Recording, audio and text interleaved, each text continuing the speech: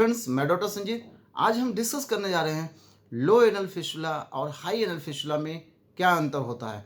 क्योंकि जब फिस्टुला की कंफर्म डायग्नोसिस बनाने के लिए हम जब फिस्टुलोग्राम एक्सरे कराते हैं या एमआरआई कराते हैं तो उसमें रिपोर्ट्स में ये मेंशन होता है कि यह जो फिस्टुला है वो लो एनल है या हाई एनल है। डियर फ्रेंड्स, किस प्रकार के फिस्टुला को हम लो एनल में काउंट करेंगे और किस प्रकार के फिस्टुला को हम हाई एनल फिस्टुला कहेंगे। डियर फ्रेंड्स, लो एनल फिस्टुला को ठीक करना बहुत ही आसान होता है, क्योंकि लो एनल फिस्टुला जो होते हैं इनमें जो इंस्फिंक्टर्स होते हैं, इनके मसल्स फाइबर या तो बहुत थोड़े से इन्वॉल्व होते हैं या तो बिल्कुल नहीं इन्वॉल्व होते हैं।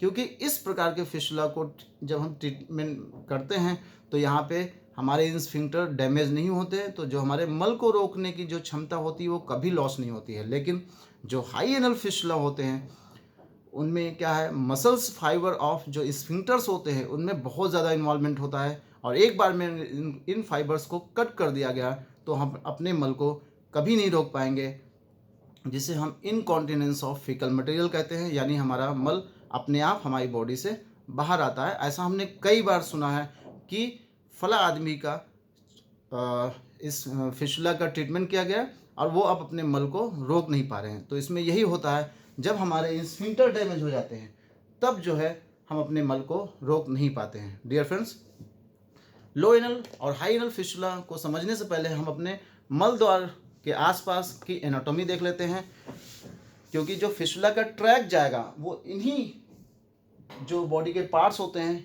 इन्हीं से रिलेट करके हम उसे लो एनल या हाई एनल में आपको बताएंगे।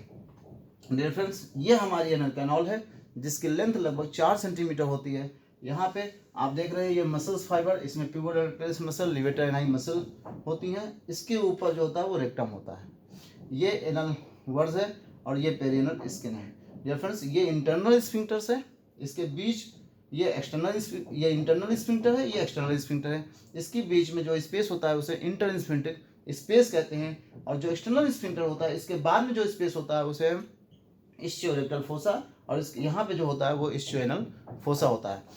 अब हम बात करेंगे लो एनल फिस्टुला। जो लो एनल फिस्टुला होता है डियर फ्रेंड्स, वो हमारे एनल कैनॉल के आसपास ही उसकी जो ट्रैक होता है वो होता है, और जो इंटरनल ओपनिंग होती है लो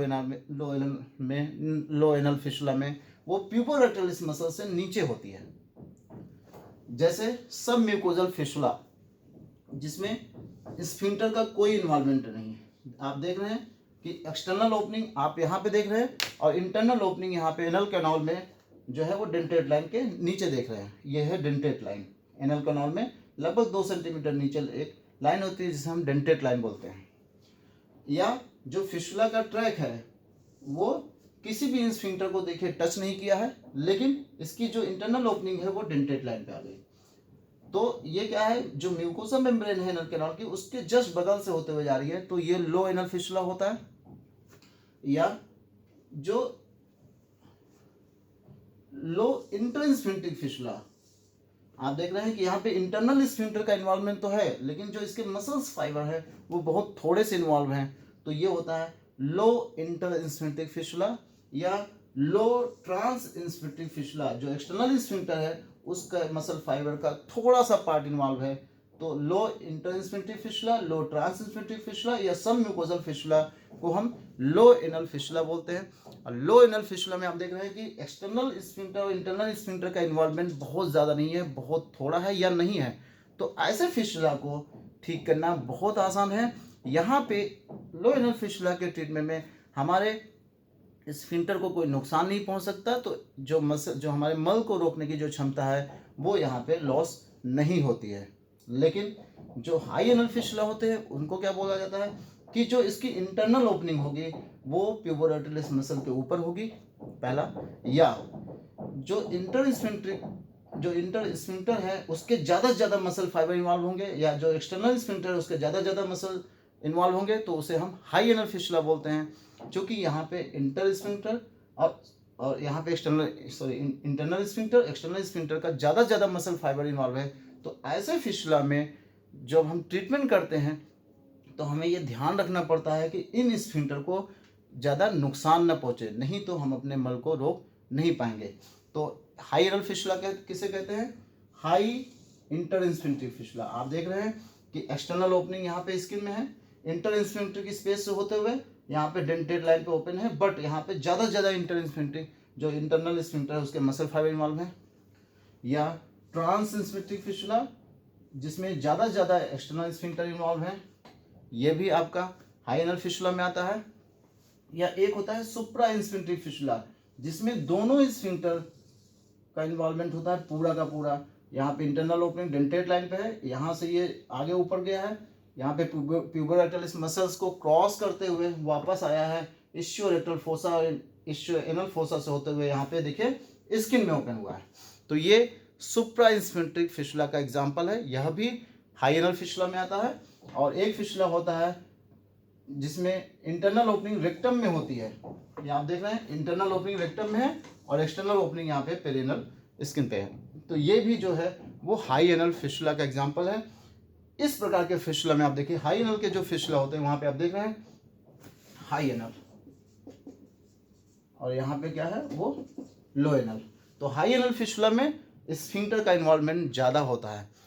इस प्रकार के फिशुला को ठीक करने में थोड़ा सा हमें ये ध्यान रखना पड़ता है कि हमारे स्फिंक्टर को कोई नुकसान न पहुँचे। डियर फ्रेंड्स, अगर हम फिशुला के ट्रीटमेंट की बात करें, कई बार हमने सुना है कि फला आदमी ने ऑपरेशन कराया, उनके स्फिंक्टर डैमेज हो गए, मल को रोकने की क्षमता खत्म हो गई, या उन्होंने 3 बार ऑपरेशन कराया, 4 बार ऑपरेशन कराया, फिर भी सक्सेस नहीं हो रहा है, उनका ठीक नहीं हो रहा है। तो डियर फ्रेंड्स, इस प्रकार के फिशुला में ये सब संभावनाएं ज़्यादा होती हैं, क्योंकि अगर हम इसको एक बार में कट कर देंगे पूरे फिशुला के ट्रैक को, तो यहाँ पे एक्सटर्नल और इंटरनल स्फिंक्टर भी डैमेज हो जाएंगे, जिसमें ऐसी संभावना है कि हम अपने मल को रोक नहीं पाएंगे।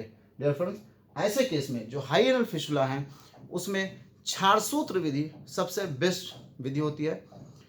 बाकी जो लो एनल फिशुला है उसको तो बहुत ही आसानी से ठीक किया जा सकता है, लेकिन जो हाई एनल फिशुला है जिसमें और सर्जरी के कंपैरिजन में जो क्षारसूत्र सर्जरी है वो सबसे बेस्ट है, क्योंकि यहाँ पे जब क्षारसूत्र से ट्रीटमेंट किया जाता है जो कटिंग और हीलिंग होती है वो एक बार में नहीं होती है, कटिंग स्लोली होती है। तो जितना मसल फाइबर एक दिन में कट होते हैं उतना ही मसल फाइबर अगले दिन प्रिपेयर हो जाते हैं, बॉडी उतना बना लेती है।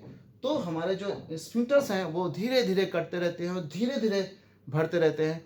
तो जो स्फिंक्टर होते हैं वो पूर्ण रूप से डैमेज नहीं होते हैं और मल को जो रोकने की क्षमता होती है, ऐसे केस में क्षारसूत्र भी द्वारा इलाज किया जाता है वो हमेशा बरकरार रहती है, वो कभी उसको नुकसान नहीं पहुंचाता। तो मल को जो रोकने की क्षमता है वो हमेशा मेंटेन रहती है। तो ऐसे केस में जहाँ पे जो हाई एनल फिशुला है, जैसे सुप्रा इंस्फिंक्ट्रिक, एक्स्ट्रा इंस्फिंक्ट्रिक, जो हाई एनल, जो हाई ट्रांसस्फिंक्ट्रिक फिशुला और हाई इंटरस्फिंक्ट्रिक फिशुला, ऐसे केस में क्षारसूत्र विधि सबसे बेस्ट वे है for the treatment of this kind of फिशुला, क्योंकि यहाँ पे जो हमारे मल द्वार में जो स्फिंक्टर्स होते हैं इनको कोई नुकसान नहीं होता है।